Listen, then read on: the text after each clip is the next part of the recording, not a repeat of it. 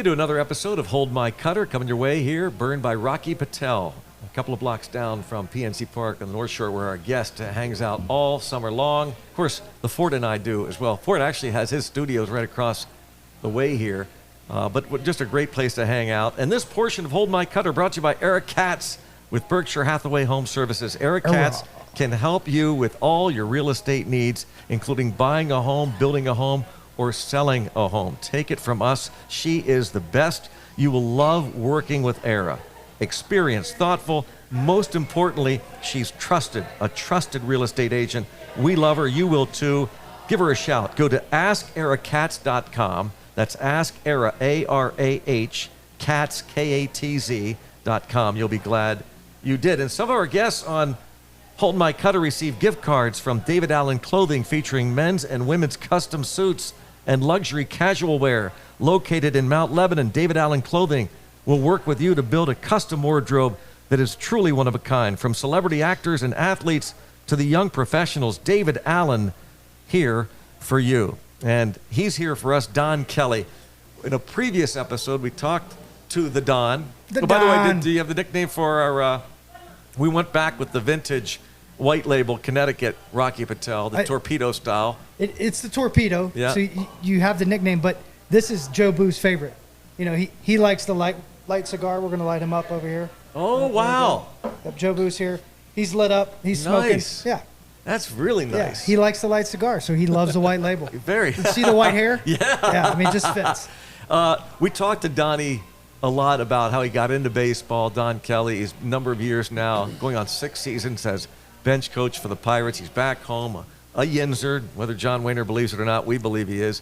And the moments that you had in postseason play with the Tigers, you were one of, really, when you think about all the players that have played in Major League Baseball, and you two have had that opportunity, and such a minute number of the population to have actually played in the big leagues, even smaller, those who've played 9 positions in the big leagues. And I wondered, Don, was that something that as years went on that you talked to Jim Leland about? You'd love to eventually do that. And what's interesting about it is that pitching came first, I think. And about a month later, you finally checked off that final box of catching. But first, talk to us about whether you got that in Leland's head. I did not. You did not? No. So wow. 2011, we signed Victor Martinez. And when we signed Victor, Leland called me and he asked me, actually, he didn't even ask me if I ever caught or anything. He told me to get some catcher's gear because I was going to be the emergency catcher going into 2011.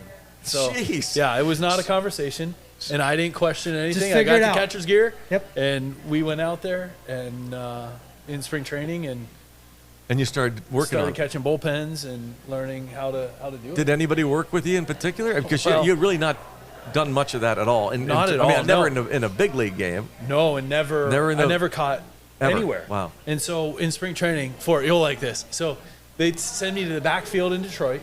On they called it K-line field, and in the outfield, past center field, whatever. So we're back there, and they had the machine set up halfway, just throwing as hard as it could, full gear. You know, receiving was okay. Huh. Like I felt good. Did they tell you to wear a thumb guard by chance? I did wear a thumb guard. Yeah. Yes, I had a thumb guard. I had the knee savers, so 6'4" up on the knee savers. I was a big target back there, and so we're back there. They put a coach in to swing and miss or like hit some, right? So that first time that you're going in there and you're catching air because you're expecting to catch it, yeah, and they hit it and there's nothing there. So that goes good. They're like, hey, why don't we work on blocking? All right, no problem. Hindsight, we should have thrown it first. They get on They win the machine first? Bro. That's evil. That's evil. So Big guy blocking machine. Listen to evil. So they're out there. That's old school, folks. I see them crank it down. Crank it up. You know, the whole way. You saw that first skip, didn't you? Bro. No, even better. So I should have let them throw one first. I didn't. I stayed back there. I'm like, I'm in form, go down to block it. Dude, they never turned the speed down. So this thing comes out. Bullet. Brownie. It comes out. A torpedo. It hits that ground, it goes harder. The problem is, If it would have hit the ground, it would have hit harder. It never hit the ground. No. Dude, Mac, this thing is hovering right here. I'm The torpedo. I'm sitting there like a duck. Oh, my This God. ball comes in and bam, crushes me in the forearm. Because you're probably straight, right? I was straight. Yep. I was ready to block it. It never hit the ground. I blocked the fastball off my forearm. Dude, I walked off I went to throw the ball out to center field. I'm like, no, that's way too far. And I fired it as far as I could out to left field and just walked off. I'm like, That's it. I'm done. oh, I had a Well, that's just huge, evil. I had That's a very huge evil. welt. Yeah. Now, in my did you forearm. go back in spring, or that was it? Oh, I went back. You did. After the bruise Of course went you did. away. Yeah. Yeah. Well- But that's how they used to do blocking. I don't know. I'll never forget my first big league camp. Jamie Quirk was our catching guy. I believe he's a bitch coach. And Javi Lopez, about same Yeah. size, 6'4", yoked out of his mind. He was a legend to me as growing up. And we're blocking. I'm a little dude.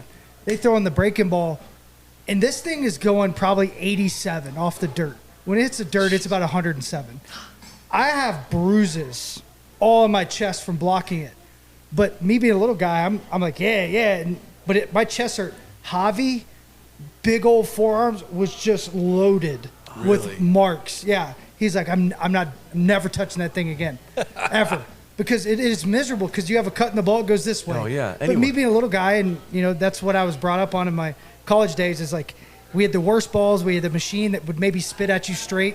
So I was used to it, and I loved it. But, yeah, it is a miserable way to try to learn how to block. Oh. So I don't know how many guys in the big leagues. We'll have to go back and look at this. We'll get our Leonard Lee is our director, producer, and our statistician. He goes back and he looks at all this stuff. It's all the work he puts. never stops. He never stops. You know he He doesn't doesn't sleep? stop today. No, he hasn't ever. stopped, nonstop. But he'll tell us how many, if any, over the years. I'm sure there have been some who've played 9 positions, but you have to figure the vast majority, the last position they played was pitcher. Pitcher, yeah. But with Donnie, it was June 29, 2011. The Mets taking on the Tigers in Detroit. Mets win the game 16-9. You come on with 2 outs in the 9th inning, and you pitched to Scott Hairston. How did you find out that you were going to be pitching? I warmed up the entire 8th inning, and I was down there. Leland or Lamont? Who told you? Well, so when in the 8th inning, Leland had Tom Brookins tell me to go down and get loose. So I'm down in the cage. I'm getting Brookins. loose to come in, which I would have had to fill the end of the 8th and the 9th. But we got out of the 8th. So get out of the 8th. We hit in the bottom of the 8th, and I came up, and I was just up in the dugout for the bottom of the 8th. I stayed there, and I'm standing there watching the top of the 9th, and Leland comes down. He posts up right next to me. He goes, "What are you doing?" Just how he And I would was do like- it. I What was are you like- doing? I was like watching the game, and he goes, "Don't you think you should go get loose?" And I was like, "Well," I said, "I threw a lot last inning, and I was gonna wait and see if somebody got on base, and then go down and get loose." He goes, "Have you been watching this effing game?" And I was like, "Yeah." I said, "I have." He goes, "Somebody's gonna get on base. You better go get loose." So there you go. So Just ran off. I ran down into the tunnel, and Lamont hollered down. He said, "Hey," he goes, "last hitter. If this guy gets on, you're in." And sure enough, he hit a double to right center, and I came up. So I'm coming from the dugout. Leland looks at me. He goes, "Hey, give me some time, and don't give the guy a high five coming off the mound." What great advice. It's so great. Don't So good. so good. But I saw a video. You threw like 88, 89 to Hairston. 86. Okay. It looked Yeah, like an 88 to me. Well, no, I think the gun was Still, probably Yeah, 88, it was a 89. light gun, Brownie. Still, I Yeah, mean, but did you see how I 86 got for him out? position player.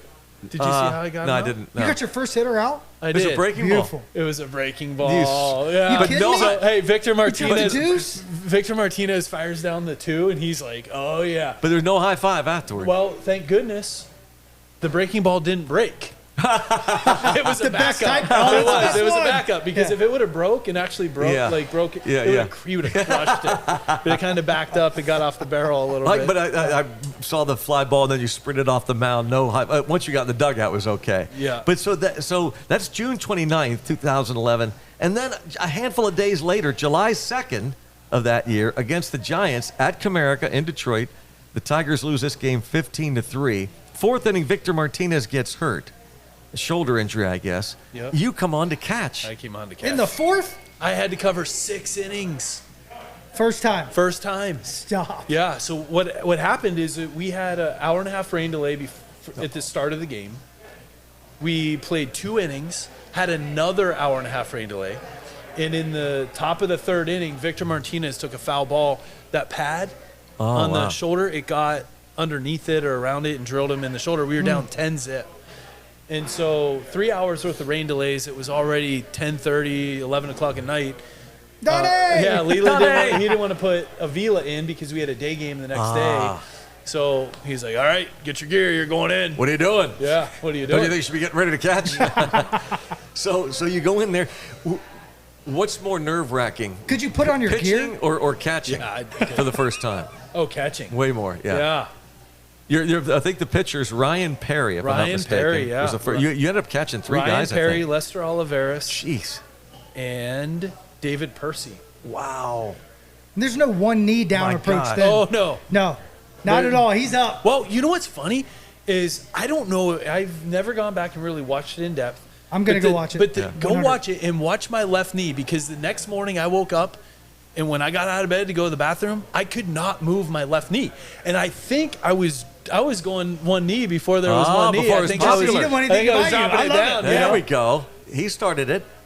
Larry Vanover is the home plate umpire. I just wondered, does he say anything to you? I think he was more scared than I was. I'm not kidding. So there was I bet, So yeah. first time a guy gets on second base, obviously no pitch comp yet, yeah. Right, so we're putting down the signs. Yeah. Ryan Perry's on the mound, throws 97, filthy You're stuff. a nervous wreck right now. Nervous wreck. Guy's on second base. I fire it down. We're going second sign. I get through it. I set up. I'm like, oh, crap. What did I put down? Oh, I my couldn't gosh. remember what Oh, the my second gosh. sign was. So I'm like, hey, time. Larry Vanover ended up outside the dirt. He called time Jumped. and ran. Off. It wasn't just he's like, like, normal. no, I'm outta here. I'm out of here. So the experience, what was it like then when all was Unbelievable. said and done? It was the most fun How that do you I've think you had. did? I mean, I did not do well. Did the game end and you were The alive? game ended. I was alive. Yeah. I was walking the next day. I only gave up 5 runs. I told Victor, I said, you gave up 10 and 3. I only gave up 5. I only gave What up a great 5 line and that 6. is. Yeah. We lost 15-3, but like it was the most fun I had because you're In as it. a catcher, In it. you're watching swings. You're trying to. And I told the pitcher, I'm like, listen, I don't know what I'm doing back here. If I put something down and you don't want to throw what you Right. want to throw, because I don't know. They only shook like 4 or 5 times. That's awesome. The whole time, and like in it, I caught a pop up. Yeah. Yeah. Was that nerve wracking? Oh, I was, It's different. It it's comes different. back, and It you're comes like, back. wait a minute. Yeah. Yeah, it's it was different. crazy. How much appreciation, just for that short amount of time, do you get for that position then, just having played it in the big leagues? A ton. Really? Yes. Even though you only I don't know caught how just- they do it. Alex Avila that year, and I would have to go back and look. Maybe Leonard could tell us. Yeah. Played 130 some. He played almost every 140 day, games. He yeah. played almost every day, and Justin Verlander was phenomenal. I mean, Oh, there boy. he had a season for the ages. You know, Yeah, he almost MVP, no-hit us that year. MVP. Yeah, he did. That's Yeah. right. Jay Hay. to center field. That's right. But Alex Avila played every day. Verlander was MVP, Cy Young, everything. And it was arguably a toss-up in the clubhouse on who the MVP of the team was because Alex played every single day, hit 19 home runs, hit 280s. Like, just the way that he did it. Yes, Verlander was invaluable and great, but Alex was as much of a... With no you know, emotion the whole time. No emotion. Zero. Dude, Robot. what a guy. Yeah. Played with the What a guy. Dominican. One of those guys started that game, Verlander Scherzer, I think, by the way, Which... when you went and caught. Oh, really? Yeah. I don't even remember. Yeah. You ended up catching Ryan What Perry. a Would've duo! been- What a duo in Yeah. Detroit, right? So you talk about the appreciation you have then for that position. catchers, yeah. And that's the case too with you, Donnie, because you played all, you ended up playing all 9 positions, but you really were a super utility guy. You played all the infield positions, and now you become a coach in the major leagues. So that is invaluable that you truly can teach all these different positions to these players. You're like a Swiss Army knife as a coach. You know, and I think that the biggest thing, and for you would know, like the mindset of the work and how you go about it, how you prepare every day, how you compete, how you show up, and we talked about Triolo and in the other podcasts, like just the way these guys prepare, the way they work, the way they compete. Yeah, we can talk about technicalities, we can talk about getting better and still developing at the big league level. But how you go about it, how you compete, how you prepare is so important. And trying to really dive in on that with these guys, because the intricate details of how you're going to do it, everybody's going to do it different.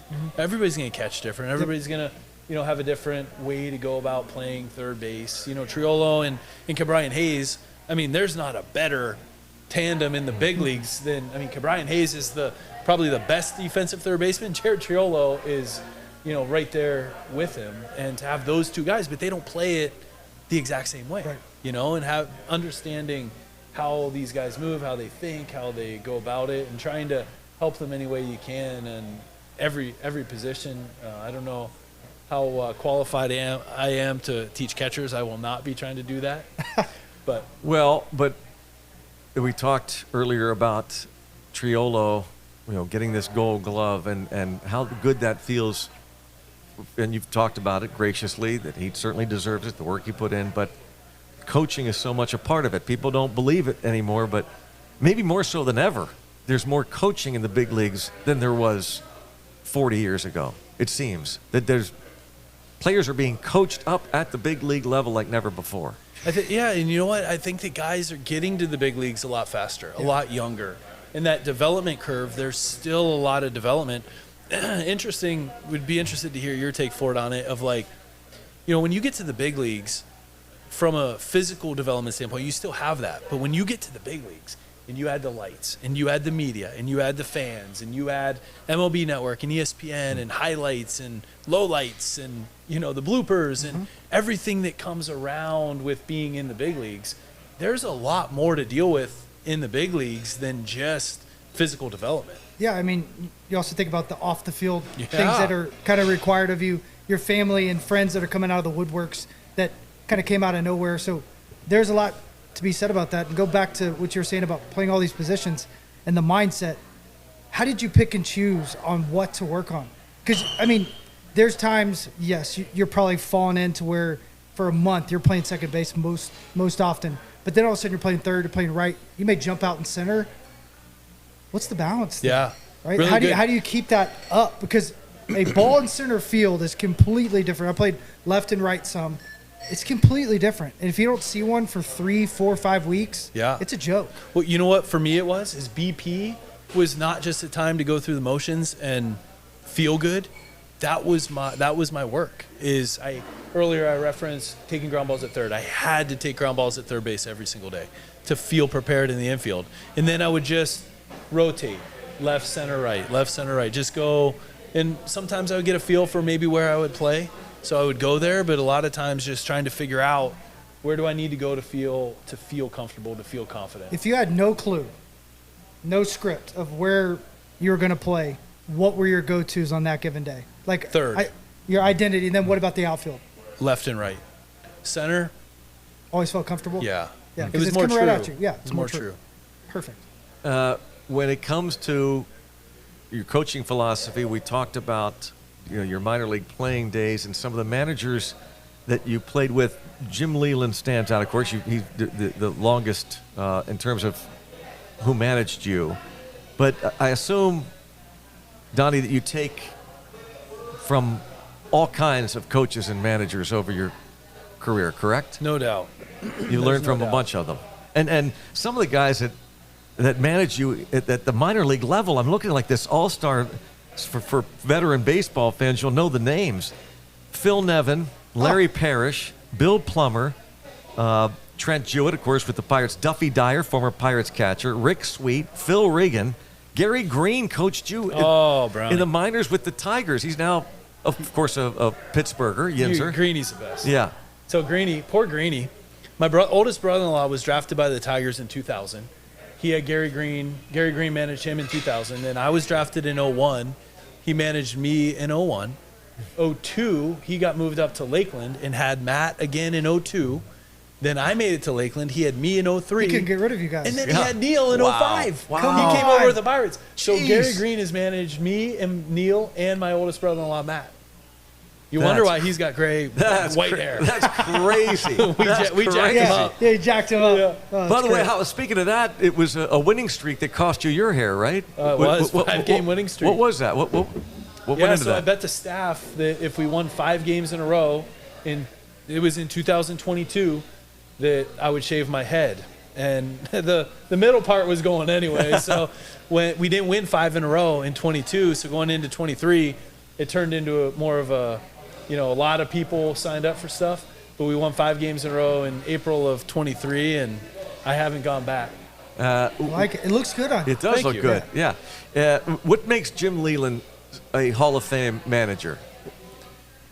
Jim Leland cares. He cares about people. He cares about his players, and it was evident in the way that he showed that. And I'm sure you guys have seen it.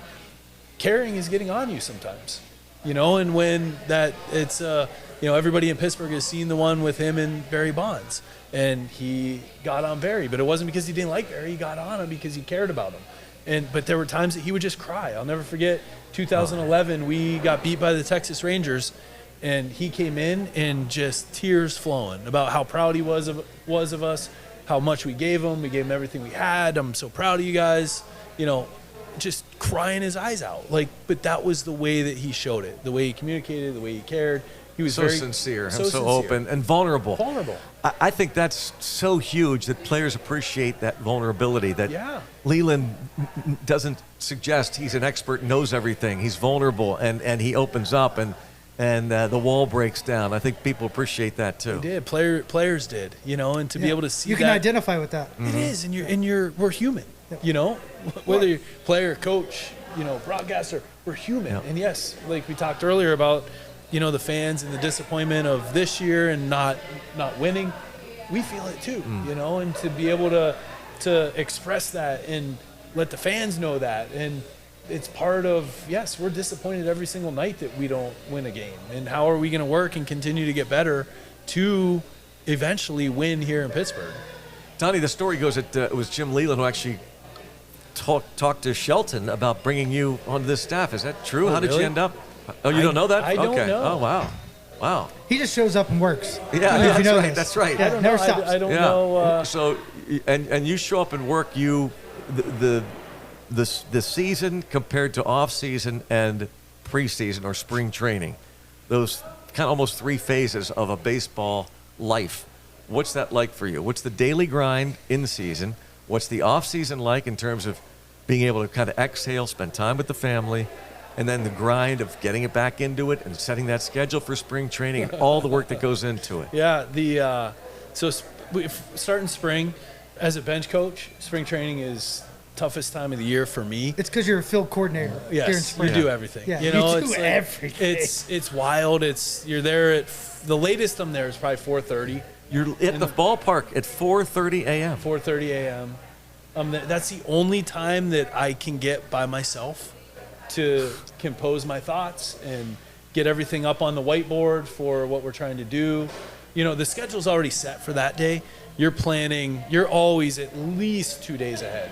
And then there's an atomic nuke that drops on him at about 8 o'clock. Yeah. Hey, so and so can't throw today. This is happening here.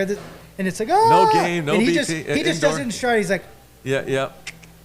gets it Dude, done. it's unreal. spring training is crazy. I mean, I'm there 4 to 4:30 and probably leaving at 6:30, 7 o'clock.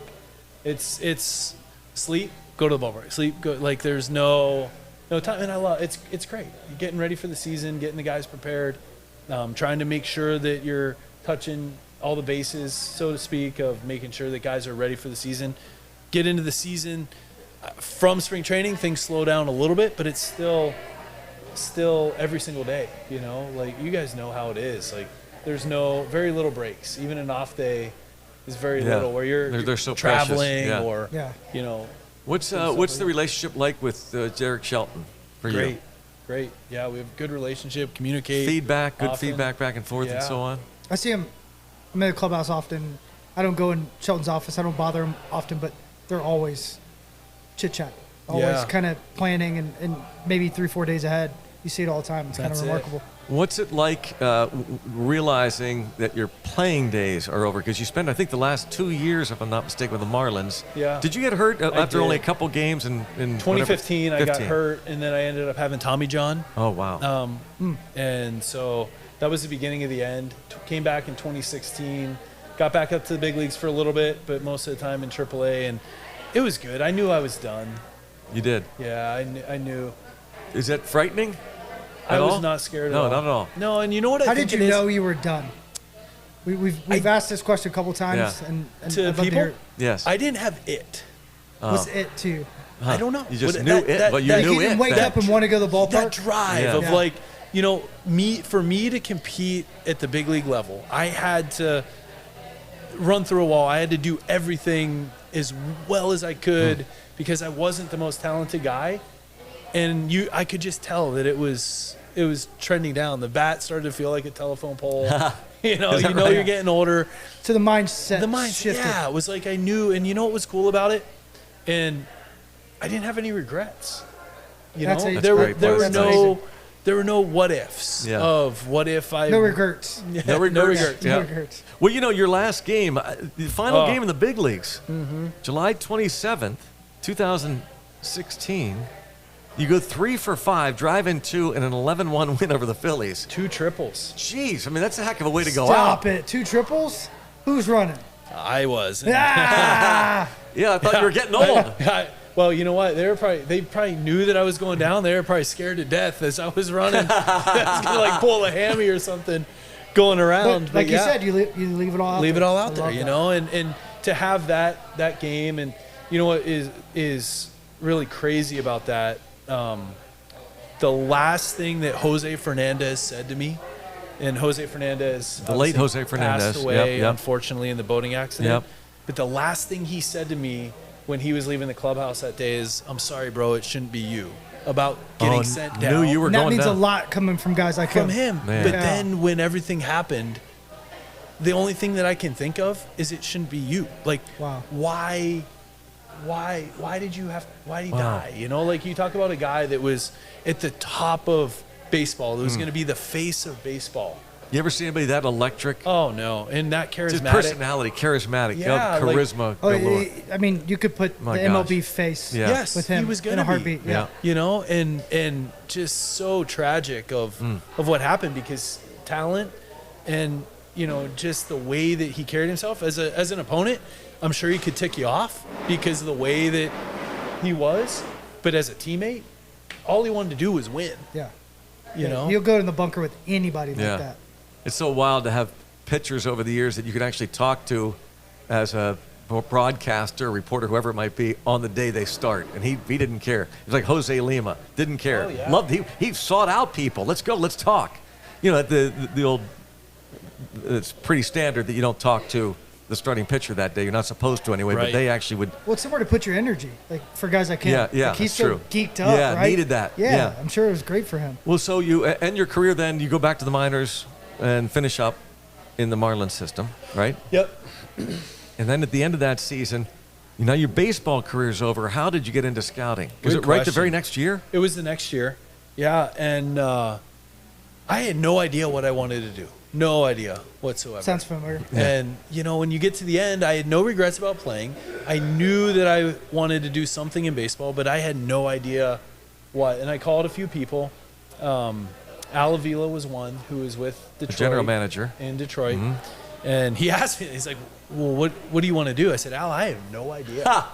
How about that? And I said, well, I was like, hey, what about one of those special assistant jobs? you Yeah. know, Yeah, yeah. that Give me one of guys those. have? And in Detroit, those special assistants are Jim Leland, Alan Trammell, Kirk Gibson, you know, like iconic Yeah, yeah, baseball yeah, guys. yeah, I said, yeah. I'm not looking for a title. Like, I just want to learn. I want to learn the other side of the game, what it is. So he had Scott Bream is the pro scouting director over there, and Dave Littlefield, who former GM of the Pirates, was running the minor leagues.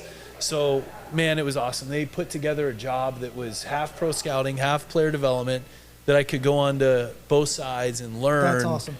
that side of the game. And a funny story, when Dave Littlefield called to talk to me about the position and everything, and I was like, Dave, I was like, are you sure you want to do this? And he's like, yeah, it's going to be awesome. Why? I said, well, I already got you fired once in Pittsburgh.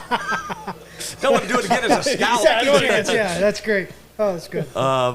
Dave's doing some scouting for Korean baseball now, by the way, Dave Littlefield. Good guy. How many years in scouting then and player development? So I for you? did 1 year of that role, Okay. and then the following year I was a major league scout Okay. for Detroit. Okay, That 2 I years. had 5 organizations, and that's where Pittsburgh was one of them. That I got to see some of the guys that I ended up coaching later.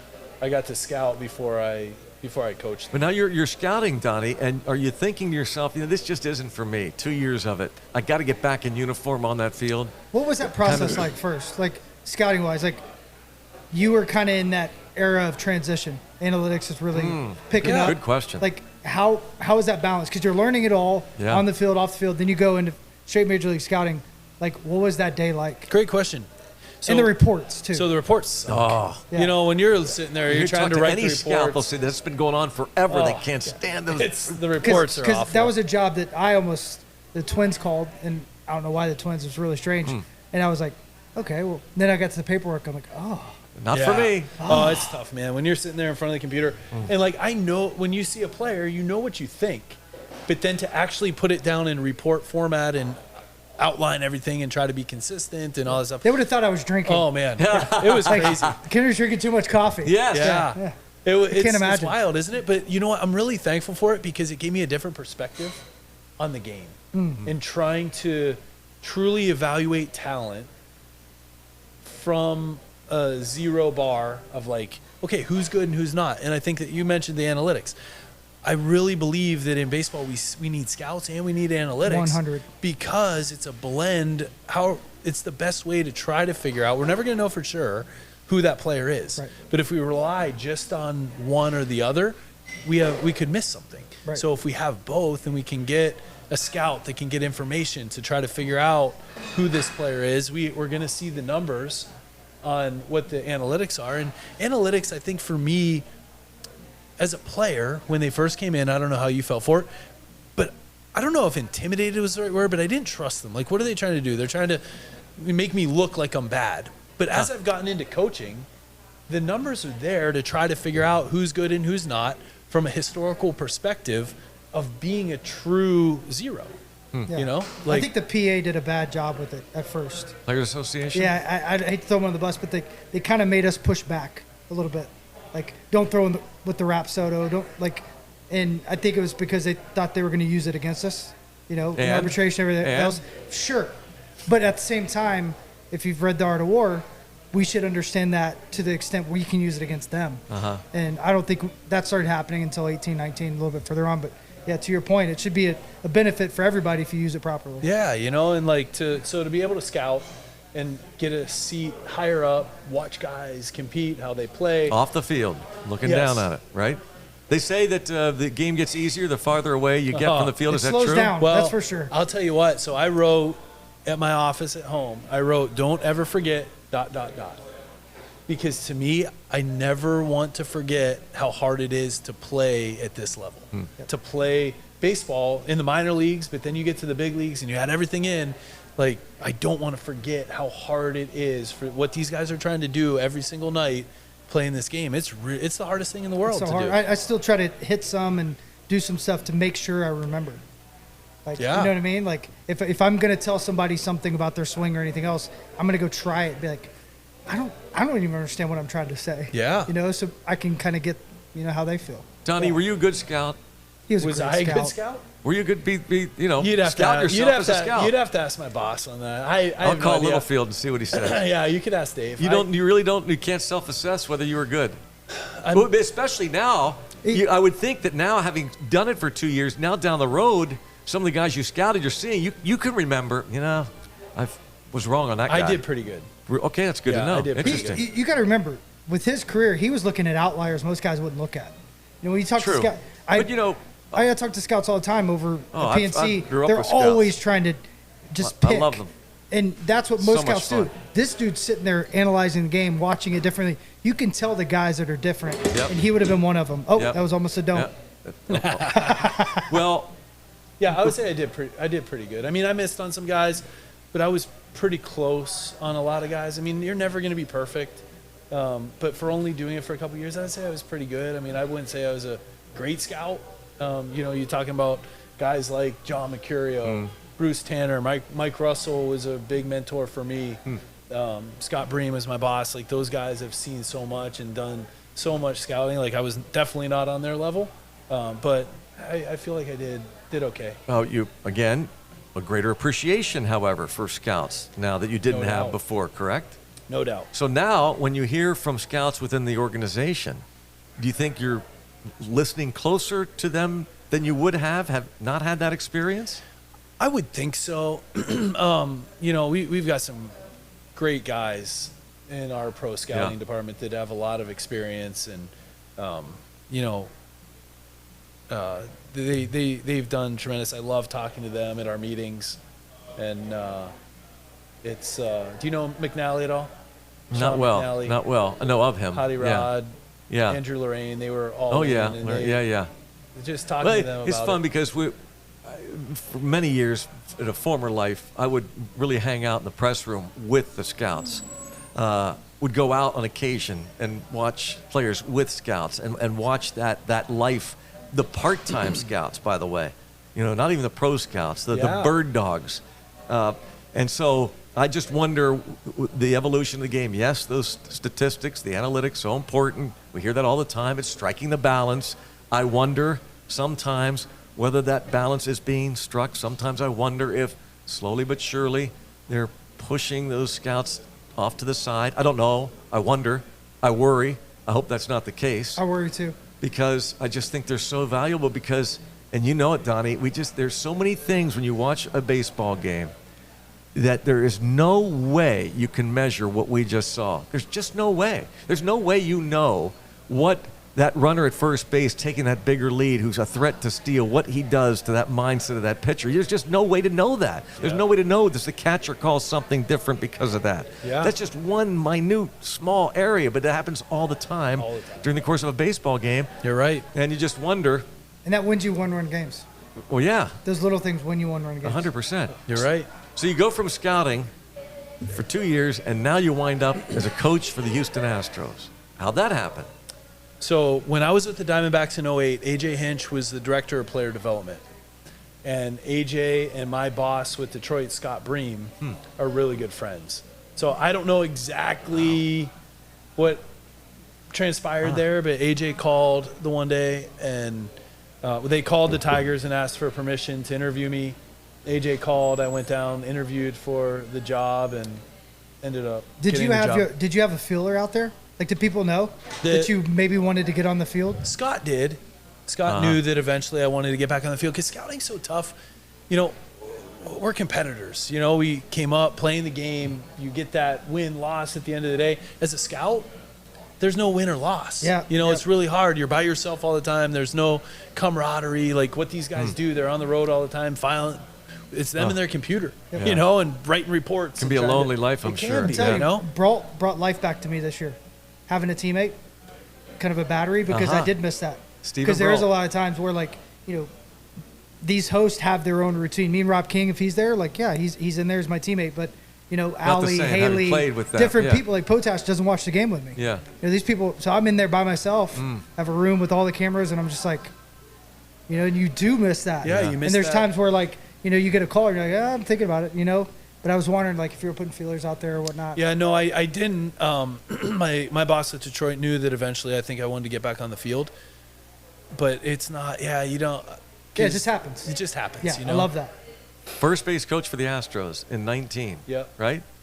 Good team. Oh, Real great good team. Yeah, okay, team. It was 2 years after the World Series. So we went to the World Series in 19. 17 is when they What's- won I mean, it. they won but it, was- though. Yeah, We're not 17. going to Well, talk about we that. won't get I into wasn't there, so I don't. I know. I was going I to don't ask know you. much They weren't about banging that. on trash What do cans. you know was about not. trash Tell you that can? As we're recording this podcast, the president is picking his cabinet, the president-elect. So we'd go in front of Congress. What did you know, Mr. Kelly, I'm telling you, about the nothing. trash Hey, can? I will say I know this. What nothing. did you I know? will say this. There's no way if I'm hitting, I'm trusting a banging of a trash can. I'm with you, brother. Yeah, so I mean, I don't understand for the life of me. If everybody could hear it, why doesn't the pitcher decide that won't happen anymore? Like he tells the catcher, you tell the Exactly. batter. The next time We would have thrown it their head. It's I'm right in sorry, your that's back. exactly what happened. It's Yeah. bizarre to me. Everybody else knew it, but the pitcher had to know it. and they Anyway. weren't the only ones. Period. Yeah, so 19 was a good year. There was none of that going on, I can Yep, tell you. Unless, yep. like, I was not aware of it. Yep. You know, that of what happened in 17, and there was none of that going on in 19. And what a great team. But yeah, I mean, Holy what talent. a great team. Yeah. the I talent's mean, it was still up there. The teams that I was fortunate to be on in Detroit were phenomenal. And the team in Houston, when you're running Verlander, Cole, and Greinke out there as a starting rotation with Yikes. Unbelievable. with Yikes. Bregman, Correa, Altuve, Gurriel, Brantley, Springer, Josh Reddick, Alvarez, Robinson, Chirino. I mean, it was unreal. Wow. So you get that taste, winning again, this time as a coach. Then you become a bench coach, and an opportunity to interview for a big league manager's job. Is that something, silly question, but I'll ask it anyway, something you strive to do Yeah, someday? I would love to manage someday. Very content, happy where I'm at. Mhm. You know, being here at home with Pittsburgh and continuing to get better. And I think that someday down the road, I would love to have that opportunity. You think you'd be a good manager? I think that we all, Well, like, yeah. I would love to do it. You know, you're learning a lot right now on good things, bad things, things that I've screwed up in conversations, and, you know, just trying to get better every single day. And if that opportunity presents down the road, would love that challenge. Love it. What do you think we had a debate a couple months ago. No, I don't not know. me and you. Well, No. you and I and somebody else was in, I don't know who it was. Might have been Jason Mackey. I forget who it was. Probably On, not. on a Hold My Cutter podcast about identity. What's the personality of a team? And I'm big into it. my Brownie's argument not. is it's absurd. You know what the personality of the team? It's winning. I mean, so That's an identity. I've heard, yeah, well, okay, that's fine if that's the identity. But, you know, I've heard this debate, Donnie, and Michael and I have talked about this over the years too. I've heard people say, they've got a great clubhouse. You know what's a great clubhouse? A winning clubhouse. I don't want a great clubhouse when you're losing. I want people miserable. I wonder what your thoughts are about that. That's with standards in my mind. That's why we argue a little bit. Yeah. Like the losing side, like, you know, I get the miserable, but like that's what the standard, the identity. Like if you have expectations here, you're not going to be happy letting them, you know, fall down. So Let's just I say, agree. let's say a losing team, any sport, in baseball, lose 100 games. Football, don't sniff the playoffs. Oh boy, but we had a great clubhouse, a great locker room. Oh, that's the worst time to say it. Whoop-de-doo. Why do you? Yeah, What good is that? That's not good. I've often thought about this as far as like what comes first, Yeah. chemistry and culture, Right.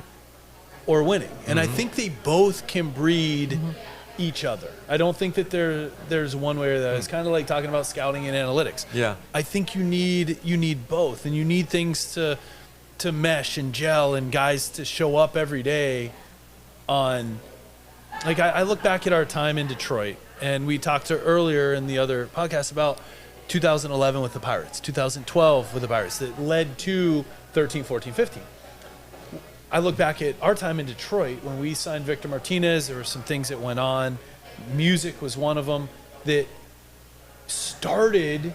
It was that time in Detroit when we started playing music in the clubhouse, and it was a starting pitcher and all this stuff, was when the players took control of the clubhouse. Say it again. Oh, That's it. It's when the sure. players took control. Jim Leland was a phenomenal manager. He was consistent. He cared about everybody. But at the end of the day, I really believe that on bad teams, nobody leads. On good teams, coaches lead. On great teams, the players lead. Oh, that's well said. And Because when it goes back to leadership. The whole identity of leadership is being a servant leader and creating leaders around you. yes, You know, Hurdle tried something in 13. I don't think it really worked, but he had a wolf pack where the catchers had a wolf pack. Russell led that. Well, the council. starting pitcher. He brought the council into- It was a council. yeah. We called it the wolf pack. Well, when that stopped and the wolf pack came together in the clubhouse, we didn't lose much. You know, because they didn't need Hurdle. And then I think Hurdle realized that he stepped back, and that's what great leaders do. To your point, I love that. and then let the players go. Ultimately it's the players' team, you know. And as a servant leader, we're there to try to shepherd that and help with that culture, help with accountability. But when you have a great team, the players are holding each other accountable. The players, they set the standard of what we're trying to do and how they go about it. And when you're a teammate and you know that, dude, I love you, I respect you the way you play. When I can get on you in that way, that you're not playing the game the way that we expect. Yeah, sometimes it's got to come from the coaches, but when it's most impactful is when it comes from the players. And in Detroit, when the players took control of the clubhouse and we started to police ourselves is when everything really started to take off. And let me add to that. So going back to the identity thing, I know you're not a big fan of it, but it's the turnover that's the problem. You can't do that with a consistent turnover. Now having a staple in Paul Skeens, and you have guys, O'Neal Cruz in center, Brian Reynolds, you have Keller, you have guys that are here. Now they've created a standard because they continue to show up year in, year out. In Detroit, same thing, 11, 12, 13. We had the staple of a team growing together in 11. The core kept coming back. You know, you had Pedro, you had Neil, you had Kutch, obviously, but it kept coming back, and that made something of it. You know, obviously you throw in AJ, throw in Liriano, they all had their things that they would take control of, but they understood what they took control of. Yeah, it was, and it Don't is. disagree with that, yeah. No, I don't. I think that, you know, now can winning help? Winning helps with that. I do think that. But yes, can it not create a false identity? Winning? In the sense, yeah, because like you said, you could be way up here, and you are winning, but you really don't know how. Yeah, how are we winning? Why are we winning? Yeah. Are we all showing up? Like we I'm talked a playing lot. terrible, but we're winning, and then it's like you start losing. Like, why are we losing? Well, you're still playing terrible. They're just playing better. So I know, you've sat in on some of the advanced meetings in the cage, and sometimes I feel redundant when I talk about it, and I try not to beat a dead horse, Yeah. but challenging our guys to show up every day to help the team win. I would love for it to be in the batter's box. I would love for you to go 4 for 4 with 3 home runs, 6 RBIs, but guess what? It's not going to happen. No. You know, that's very rare. How can you show up every day to help us win? Maybe it's on the bases. Maybe it's defense. Maybe it's being a teammate and picking somebody else up. Maybe it's being a guy on the bench that picks up a tip. And when that culture starts to resonate and that culture starts to, that I'm showing up, yes, I want to show up and do well for myself, but I want to show up and see you guys do well and I want to win the game. How can I sell out to that and show up to win and do whatever is needed to be done to win that baseball game? And at the end of the year, guess what everybody's going to have? They're going to have good numbers. Right. And they're going to keep the team together. And that's what I saw in Detroit. And, you know, to be able to be a guy that stuck around for 6 years with the Tigers that wasn't an all-star type player, but to be there as a teammate and perform when I needed to, have some good moments, have some bad moments too, but be there ultimately. And that's what I think Jim Leland was really good at. You know, when you see a guy like Rock, you see a guy like Cangelosi, you know, I hope that I was in that same category of showing up every day to do something to win, regardless of what my numbers look like. That's when you can start to create a team and have that team identity of showing up to win. So I don't know if it's necessarily, yes, there's culture that can lead to that. Winning can help breed that. I don't know which comes first, but I think at the end of the day, you need to have guys that show up for each other, with each other, to go out there and compete. And that's hard to find. Win. You know what I mean? Like, you look at the Yankees to the Dodgers in the last World Series. You could tell which team was different. Like, both have absurd talent, but you could tell one was waiting on the big explosion, and one was winning with Kiki Hernandez, was winning with Michael Taylor. Just different, right? And that's the whole identity. Is like great the point. bullpen won the World Series for the Dodgers. They had 98 guys on the IL, right? This isn't the year they should have won. Ohtani didn't do anything. They didn't care. So to that point, everybody talks about the fifth inning of, was it Game 6, I think, or Game 5, where which game. where they scored 5 runs in the fifth Yeah, inning. yeah. They hadn't scored, and Mookie Betts came up Yeah. with bases loaded and 1 out. Yeah. How many times as a Oh, right-handed yeah, that's a hitter great call. do you hit a ground? You miss-hit a ball to first base, and everyone talks about, you know, Garrett not covering and Rizzo, you know, fielding it. Should he have gotten to first or not? But the thing that I saw in that is Mookie Betts, from the time he hit the ball, busted his butt all the way through first base. That, to me, that is identity. Yes. That is how He's creating a standard that's above all else. And if your best player's doing it, what is that? Like, we talked about that with Brian Reynolds all year. all year. As good as he was, even in his worst moments, that man was getting it down the line. Every single So you have no day. excuse. No excuse. Right? Like when Kutch played for 2 weeks and went off and he's limping to first base, you have no excuse. No excuse. And that's what you start to see. That's the identity shift. It's like, we are going to win at all costs. And if I feel like I can help the team today in any way, whether it's like stealing signs or anything else, I'm going to. mean, I got called up with the Cardinals against the Pirates, stole their signs. The first minute I got there, we won the game because I was able to steal some signs. And that only happened because of Yadier Molina. He let me lead the pitchers meeting. My first moment with the most, in my mind, most iconic catcher.